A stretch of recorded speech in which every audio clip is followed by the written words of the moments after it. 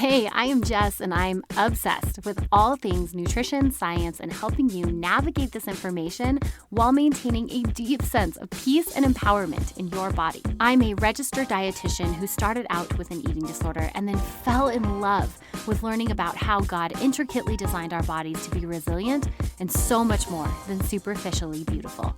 I am now a mama who loves to be healthy, not because of how it makes me look, but because of how it has transformed the energy I can give to my family, my friends, and you.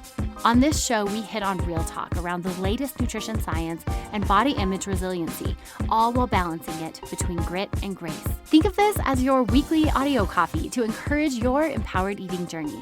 This is the Fuel Her Awesome podcast.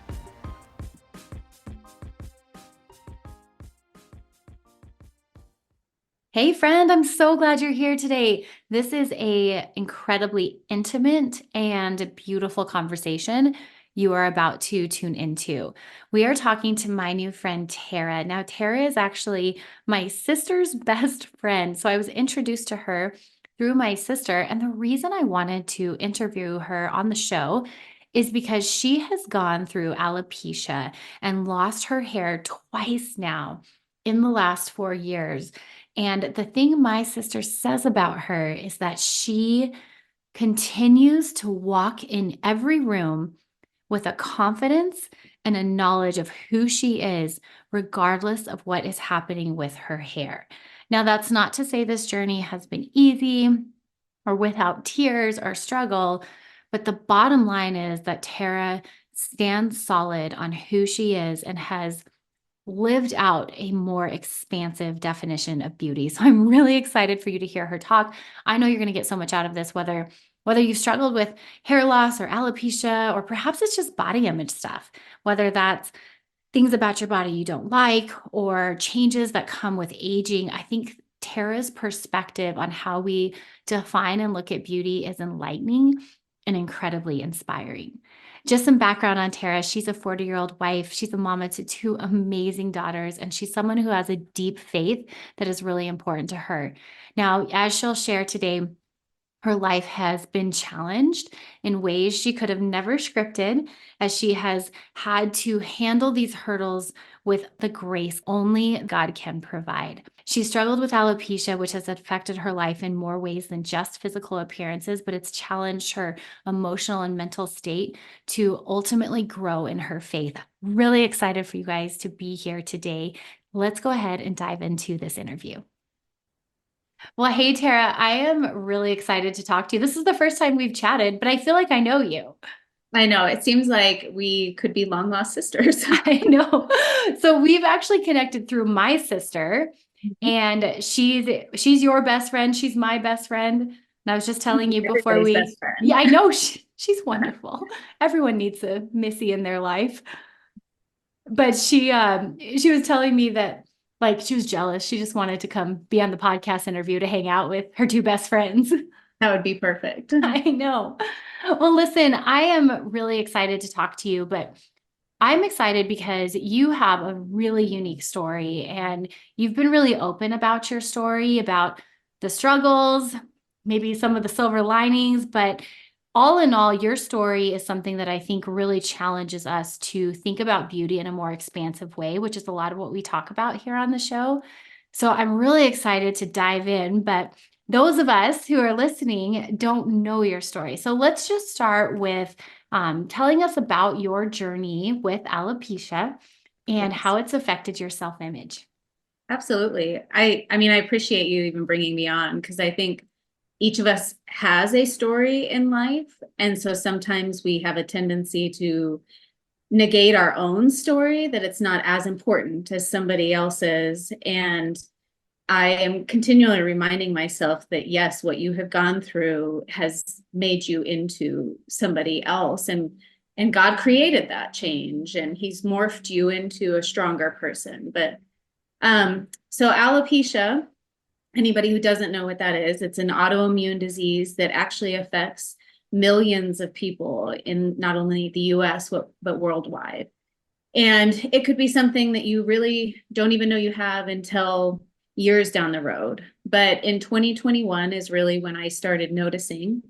It was actually something I had well before, but when we were young, let's say fifth grade, I think, is when I had one bald spot on my head. We just didn't have that conversation of autoimmune disease. Mhm. And then, as with some autoimmune diseases, they can lie dormant for years. And so mine didn't come out, or I didn't have a flare up until 2021, when I noticed a very small quarter-sized bald spot. That then I thought, okay, this is odd, I mean, as you would notice with anything on your body changing. And a few months went by, I did see a dermatologist, and after a few months, I did have a virus, which can sometimes cause flare-ups within the body because of inflammation that happens. And after that, this was just within a few months, I started noticing my hair just falling out. And then November of 2021 was when that started. By February, I mean, this is how quickly it went. I had lost, I would say, 80% of my hair. Wow. And when we're talking about your hair, it's this feeling of you're looking at yourself changing daily. And luckily, living in Colorado, we were in a place that I just wore a beanie a lot and could kind of hide it. And I found myself not reaching out to people as much. It was very, I became reclusive, which for me is very abnormal. I'm very much a social butterfly, but I didn't know how to answer the question of what was going on. And I didn't know how to tell people I'm losing my hair. And by February, well, let me just backtrack. I mean, while you're looking at yourself in the mirror and you're seeing your hair continually falling out, I remember just crying and thinking, what is going on? You don't know what's changing in your body, and you're changing right in front of you. But I think the real change to this came when my husband, I finally said, I can't take another shower. I just can't, because every time I took a shower, more hair would fall out. And I asked him at that point, this was in February, to shave my head, because I had to get over this hump that was Mm. like this roadblock. And after that, I then was completely bald. And he had shaved my head. And I kind of took this moment to like take this change on. Like, okay, that losing my hair, this is like a hard stop. And my husband shaves my head. And now we're going to move forward, because I can't do anything that's happened. Like, I've lost all my hair. And how are we going to move forward with this? And so through this time, though, there were so many shifts and changes that happened. I mean, we can talk about the alopecia piece, but there's so much that happened also within there with my faith that changed, and this moment of like Nick shaving my head. And I'm kid you not, Jess, I didn't cry one day after that, Wow. but I Wow. cried every single day losing my hair, of just, I felt like, why is this happening? I can't, this isn't me. And the day he shaved my head, it's like this weight had been lifted. Wow. And I know this is a spiritual piece to this, that was another piece of my story that just also changed my path and my life, and how I view this health journey that I have been on. Wow. So it sounds like you deciding to shave your head was a pivotal moment in this journey for you. And would you say that's when you came to terms with your diagnosis? I think when I was like holding on and grasping to like, Mm. okay, maybe I'll only lose half of my hair and then it'll grow back. And it's like, you taking that step to shave your head feels like, oh my gosh, this is an emotional point. And then having two daughters, and at this point, looking back, my youngest was 2. And Mhm. thinking about that now is like, I can't believe I had a 2-year-old and was dealing with this. But you're a mom, that's your first and foremost priority. It was like, there was no point throughout this whole journey that I said, I'm going to hunker down and we're just going to stay home. Like, Mhm. I still had to be present. I Mhm. still wanted to be in their classroom. I still wanted to drop them off. Like, life had to go on. And so being with them was important to me. And them seeing that by mommy losing all of her hair, she's still mommy. Yeah. And that That's didn't change me. That is so powerful. I mean, you had mentioned at first, like you did become a bit more reclusive, like wanting to hide. And it sounds like, I loved how you said, like, I decided to just take it head on and shave my head. And it seems like that's when things started to shift. And life had to, you still had to be mom. You still wanted to be Yeah. mom and couldn't let this overtake you, which, this is something that is so mind-boggling to, I think, a lot of women, because hair is a very feminine part of our beauty. And it's something, everyone's got extensions these days. And it's something that, to lose that and not have that control, that could have brought out a really scary side, right? And hiding could have been something you succumbed to, but you didn't. So I'm curious about, like, what got you to this point where you said, okay, I'm not letting this thing beat me or define me, Mhm. because hair or not, I'm mom. Yeah.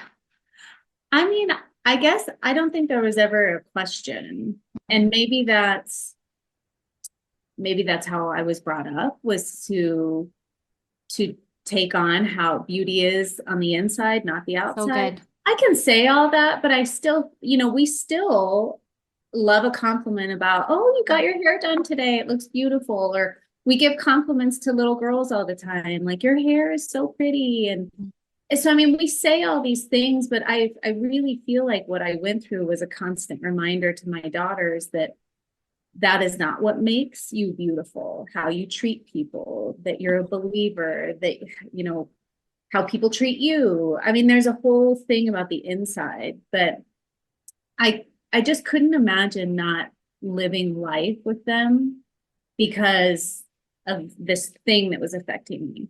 Thankfully, with this autoimmune disease, there's not like a physical implication as far as symptoms. I Mhm. could still work out every day. I could still walk my dog. I was still capable of doing the things. It was the emotional and mental piece that took it. I had to kind of work myself into, you can go out, you can be this person, you are stronger.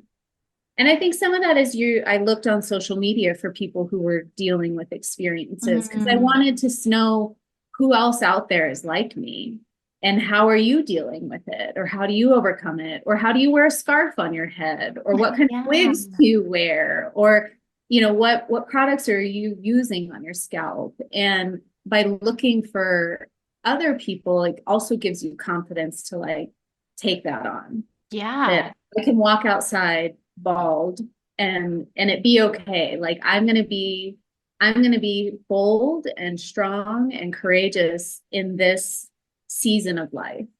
Wow. That just gives me chills, because I love that you said, I was raised this way of defining beauty from the inside and how you treat people. But then to be faced with this, it's like another level of that, right? Because now you have to live it out on a new layer. And I'm thinking of, so many women out there, they do struggle with their body image or how they look, or they don't fit a certain characteristic of beauty that they want to fit. And oftentimes, like, what they do is they go and they find stuff on social media of what they want, right? So I'm thinking of, like, you, like, then going to look at women with full heads of hair, and it would just be crazy, right? It would drive you crazy. But instead, I love your approach of, like, I'm not going to be the victim here. I'm going to face this head on, and I'm going to find out how to manage this, like, really in the most awesome way I can. And this is the deck of cards I've been given, but so we're just going to play them the way I got them. I'm going to Yep. find how women wear their scarves. I mean, it's just really powerful. I just think of your daughters. It can make it, like, makes me teary eyed. I'm like, oh, like, you, like, the message you're sending to them early on is Yeah. so powerful. I'm sorry you had to lose your hair for it, but I Yeah. think I think There that's are something. times that they say to me, Mommy, you should just leave your hair like that. Or, I mean, Like, as my hair, short.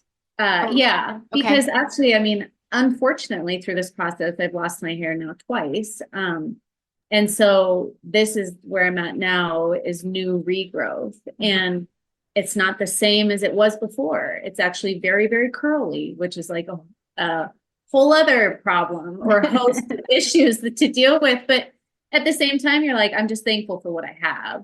But Yeah. my daughter will say, I think you look beautiful as you are, or you should just leave your hair like that. And I think that's the reminder that we need as adults, that they see us in a light that sometimes we don't see ourselves in. Mhm. And I'm glad that she sees that and that she has been shown that I am pretty for who I am.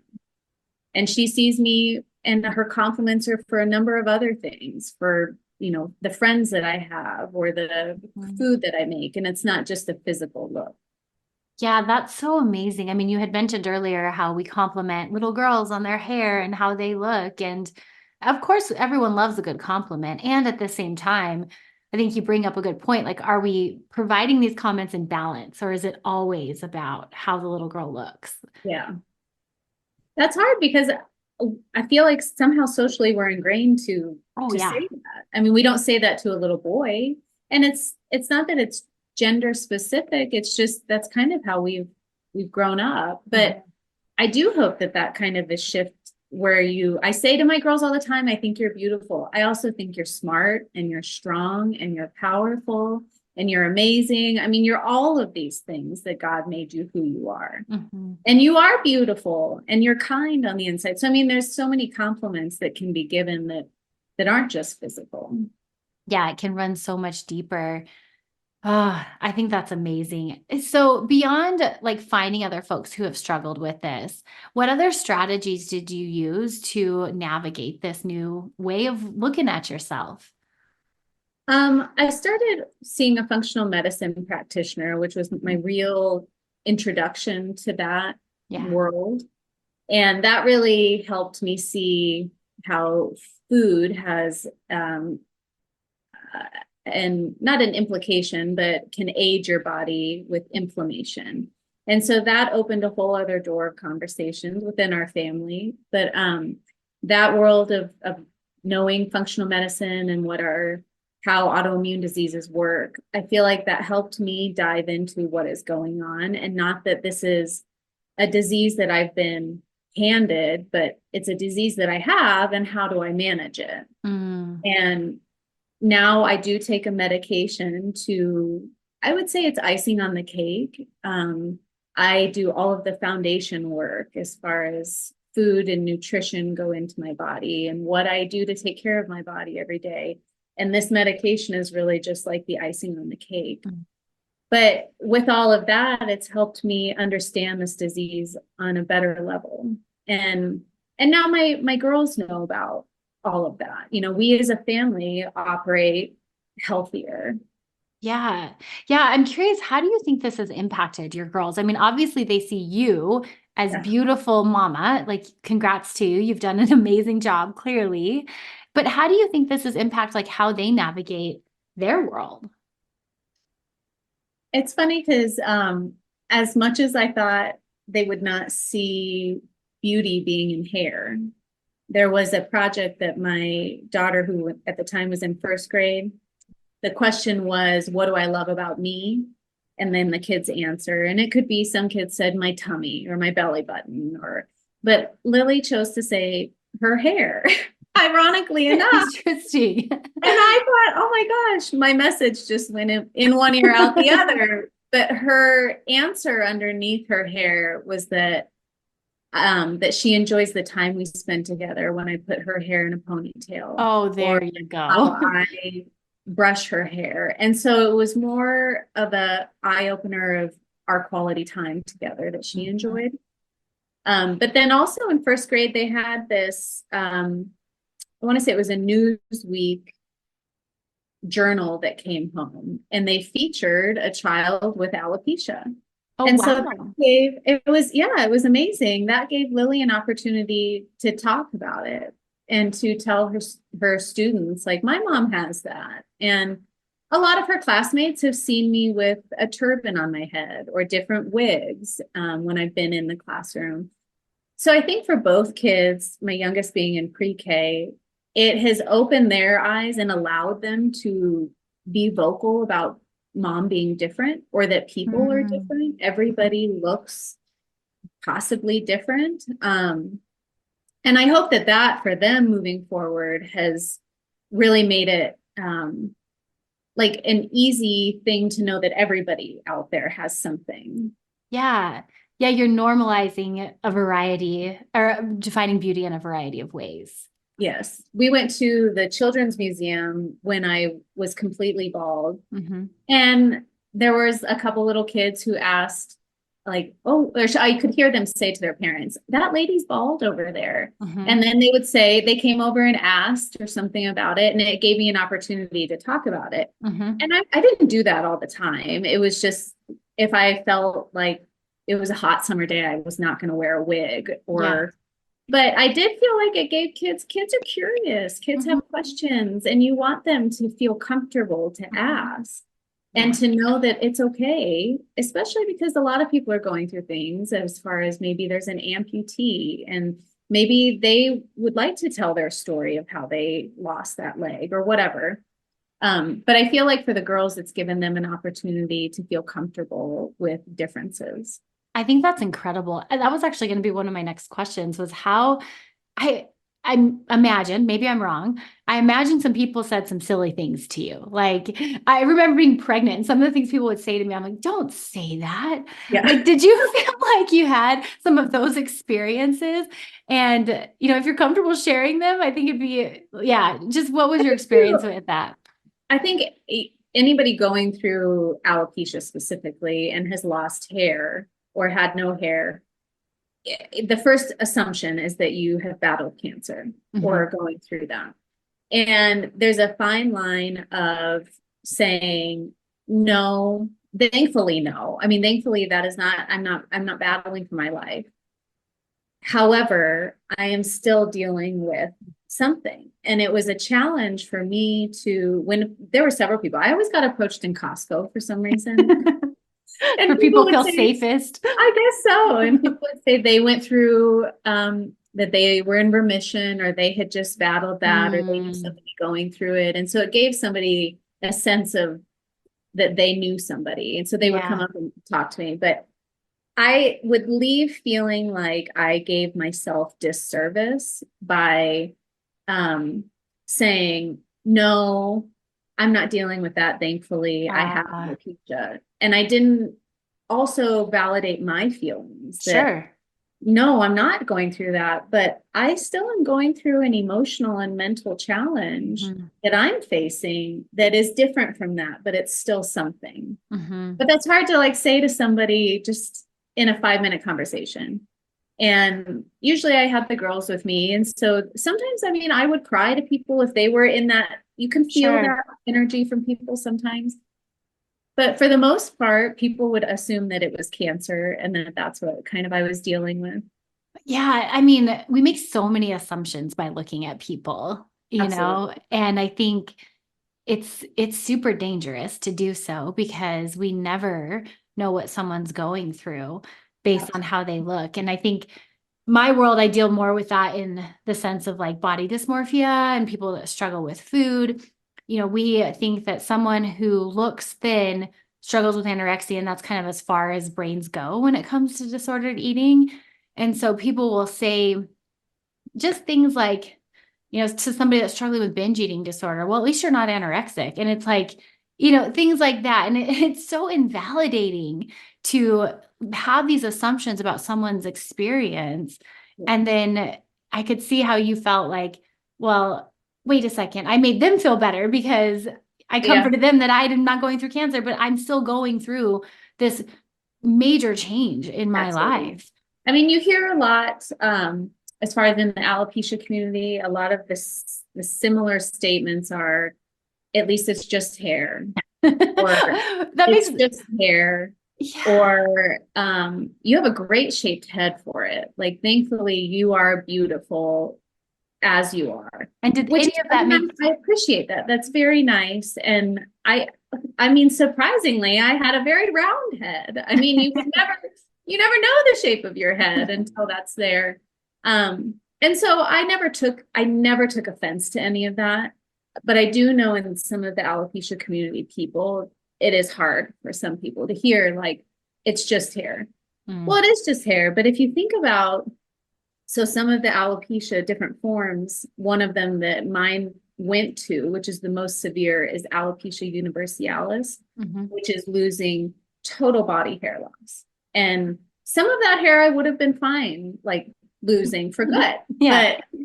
But you don't realize what your hair is there for. Your hair on your arms, like God made that for a heat Mm. purpose.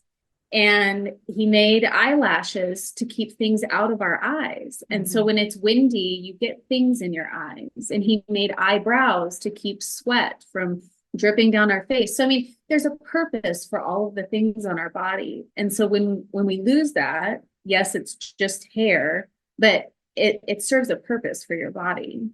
Yeah, that's so beautiful because you're hitting on looking at like the functionality of how God Yeah. created our bodies. And it's unfortunate that like sometimes losing it is what makes us appreciate Yeah. it. But you're right, it's not just hair. Like it was something that was specifically designed for reasons. And it sounds like you have a deeper appreciation for some of that functionality. Has that transitioned onto any of like your other body image focuses? I think going through these different stages of like losing your hair, growing it back. And obviously there are stages with growing your hair. It's like having bangs and then you have to grow them out. There are stages with all of that that I have had to look at my body in many different forms and times over these last 2 years. Trying a certain kind of anti-inflammatory diet, which is just taking a lot of inflammatory foods out. Your body changes with that. And so while that is one form, it's like, well, then your body morphs 6 months later into something else. So it has been a challenge to continually appreciate and love how hard my body has worked to be functionally optimal. And that's cleaning up my gut health. That is, I mean, all of these things that go into it. And so I feel like over time, I've had to be very appreciative of what I'm capable of doing. And then also, you have to give yourself grace. And there are moments when I go to a friend and I go to Missy and I just cry and I'm like, I'm just not in a good place today. But I think that's okay. Everybody has those days when you just don't feel like yourself. But you have to be able to look at yourself and say, but I am capable and I am strong and I'm still doing this and my body is doing all of these things. And so it's an evolving roller coaster of love and appreciation for what we're capable of doing. That was one of the things that my sister Missy had said to me was that you carry this very like visceral form of confidence in how you walk into a room, wig, no hair, whatever it is, and you're the same Tara, which she has found like a deep admiration and respect for. And I Yeah. think that's so incredible. And you still find space to be vulnerable about it because it's not easy. And I think you captured right there the whole human experience, which is both, Yeah. is, feeling the feels, feeling the feelings, letting them have their space, and also moving forward. It's just really incredible, Tara. Oh gosh, thank you. It's hard as a I think um I don't even want to say aging. As women and we grow older and our kids get older, we downgrade our abilities and who we are. And I think years ago it would have been very easy for me to say, "Oh, stop. Like that's okay. I am fine who I am." And but as we grow older, it's we need to appreciate ourselves more and what we put out in the world and who we surround ourselves with and how we're raising our kids and who they're going to be. I mean, it seems overwhelming obviously as a mom for all of the things in the world, but just really kind of, I don't know, just being true to ourselves is really where it's at.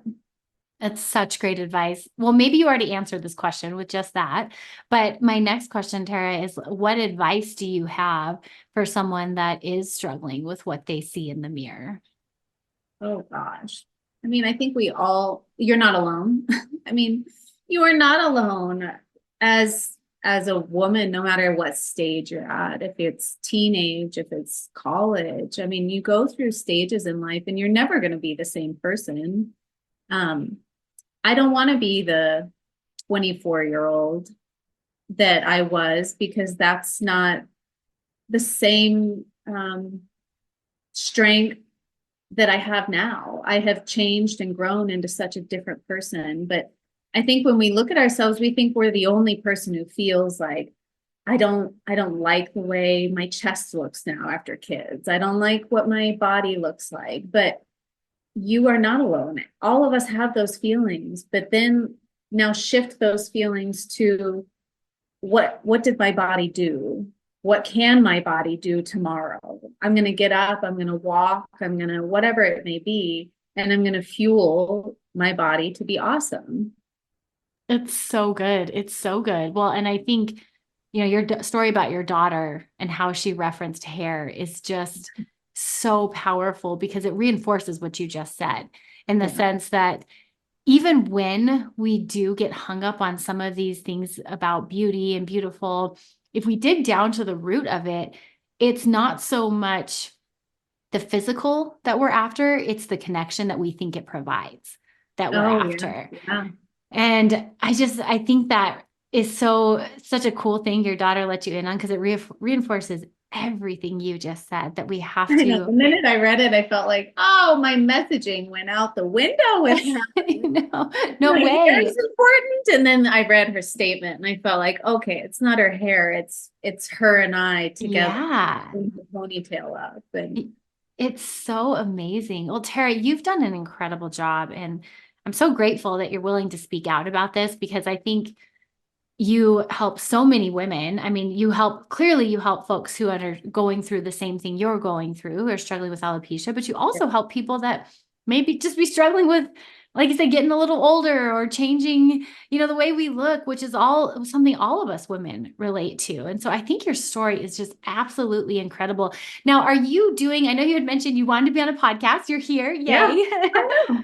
Are you doing anything else to share your story on social media or anywhere else? I started with being very vocal about it on social media. I've shared it on my Instagram quite a bit, and obviously in my family. But I've shared my alopecia journey through functional medicine, through all the different stages, especially for people who are dealing with the same thing. I mean, alopecia is on the rise as any hair loss at the same time, but so I share it on social media, and I haven't had the opportunity at this point to write an essay, but that would definitely be on my list also. I really enjoy writing, and I think that there is a lot of information that goes into how this process went about and how I dealt through it and the resources that I dug into. Mhm. And then also the faith side of it and how that really lifted me through a lot of this and leaning on people and leaning on, is it a small group? Is it your church? Or Mhm. is it just finding other people who are also going through it? It's so good, Tara. Well, I hope you write that article. I can't wait to read it. I can't wait to read it. Well, I have one more question before we wrap up. Since this is the Fuel Her Awesome show, I always like to wrap up with how do you like to fuel your awesome? And that can be metaphorical or literal. I think you had a doctor on recently that said something about fueling his awesome was about passion and finding your passion. And I felt like that spoke to me because I think we could easily say what fuels my awesome is my family and my kids and all of that. But I think a lot of it, I gain so much energy from being around other women who are strong. If that's the group of women that whenever we go to lunch together, it's just soul filling. Whether it's your small group who lifts you up in prayer and spirituality, or whether it's like your sister that you walk with and can have hours long conversation. And there is something about all of these women that you surround yourself with that whenever I leave these different pockets of friends that I have, I feel so full. My soul feels full. And I feel like that's something that fuels my awesome. It makes me want to be better because of all of these amazing women that are in my life. And I love my kids. So it's not that. It's just these other aspects really make me a better mom, and it makes me more present in my life with them. I love that. I love the word soul filled. Yeah. It's such a good one. That's how I feel after this conversation with you, Tara. Oh I God. feel soul You know. filled. You are just a light in this world that so many women need. And so I'm grateful for you sharing your story here today and just sharing it with the world. And I hope this is just the beginning. I really do. Yes, thank you so much. I'm so glad you were here today. Let's do yourself a favor and write down at least one actionable item that you can take away from today's episode to start fueling your awesome. Here on the show, we scratch the surface of empowered eating, but if you're looking to dive in deeper, I would love to help you out with that. Head over to jessbrownrd.com. You can check out my free empowered eating workshop. You can take a free quiz to see if your eating style aligns with your values, or better yet, book a discovery call with me to learn more about how to further your empowered eating journey. I cannot wait to be in your ear again, cheering you on along the way. Until then, cheers and happy eating.